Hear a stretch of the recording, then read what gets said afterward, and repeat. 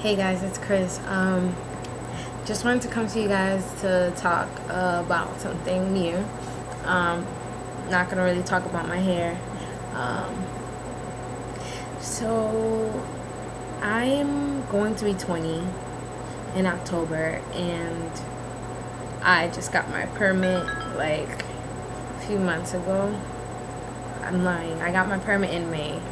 Yeah, it took me so long, blah blah blah. But I live in a state where there's quite a lot of public transportation, so I never really thought it was important. But I just recently went away to I just transferred to school away from out of state, so it'll be important that I drive, and so um, got my permit. But now the hard part is just driving. Trying to take my road test before I leave, just to see if I could pass and stuff. I'm not really driving and getting a car until December, so yeah. And I feel pretty excited. At first, when I was driving, it was just like, oh, like this, and I'm not taking my hands off the wheel, and I'm just like, and stuff. And now, time to time, I feel comfortable to just drive with one hand or stuff. But my father is sort of now my new instructor because I took 6 lessons, professional lessons, and now he's the one that's helping me. And he gives me a lot of pressure. Oh my gosh. So I get really nervous when I'm driving with him because I just always feel like I'm being tested, like I'm on a test, or like I'm being challenged or something. And I'm a perfectionist. I like to succeed and just conquer everything that I take on, including driving. There's been points that I just felt like I just wanted to give up and I didn't want to drive anymore, and that I would just get driven around for the rest of my life and take public transportation all the time, and hopefully marry someone and they'd have a car and I wouldn't have to learn how to drive. But that goes so much against my character. I used to be a feminist, and so I'm not a feminist anymore, thank God. But no offense to any feminists out there, but it wasn't for me. So I was for a long time, but now I'm not. But I still have a lot of women empowerment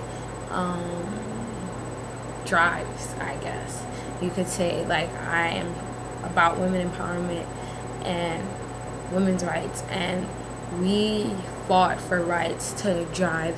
So I'm gonna drive because I can, just the same way I'm getting educated because I can. I have the ability and the sorry, I don't really remember what I was saying. I was really interrupted. But yeah. Yeah, so just the way that I can get educated because I have the ability to, and I have the freedom to, because a lot of people fought for that right, for me to be able to do that. So I feel that it's important for me to be able to drive as well, because a lot of people have fought for me to be able to do that as well. Who am I, not to take advantage of what people have fought for. Well, I'm pretty excited because I just drove my best friend home with my parents because my father is my instructor person. My mom was just going to see her mom because they're like best friends and whatnot. So I just drove her home all by myself, and it's late at night. And this is actually my first experience driving this in this dark. And I drove my parents back home, and I'm pretty excited. I feel like I'm getting a lot better than when I first started. My turns are so much better. Praise God. My turns are a lot better, and well, I'm doing a lot better. I'm starting to get a bit more confidence. I'm just still sort of afraid of my father, I guess, being in the car. Supposed to go driving on the highway soon. So pray for me for that, okay? Yeah. Oh, on my way back from driving, what happened? This guy was totally okay. First off, I was trying to make a big turn, and unfortunately I couldn't get over to the lane that I needed to turn, so I had to go straight and then turn. And then it was really interrupted again. Okay, I'm sorry. Like I was saying, yeah, so when I was coming, so I took another route and I was turning, and then there was this really tight spot, right? Okay, so let me like try to draw it out for you. So it's like this, it's like a one-way street. It's like this long, size of my head, well, shoulder length maybe, right?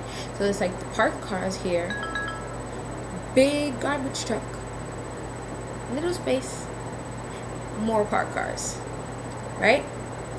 And then, so Crystal has this much space, right? I have this much. Can you see that? This much space. I'm a new driver, so I'm tipping and like, oh my gosh, like my parents are in the car, I can kill them. So I'm like trying to squeeze, and like I did it.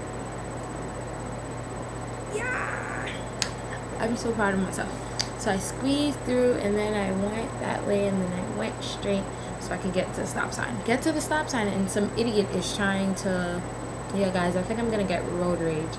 Some idiot is trying to like back into the block. So illegal, like so not a good role model to me as a new driver. What are you doing?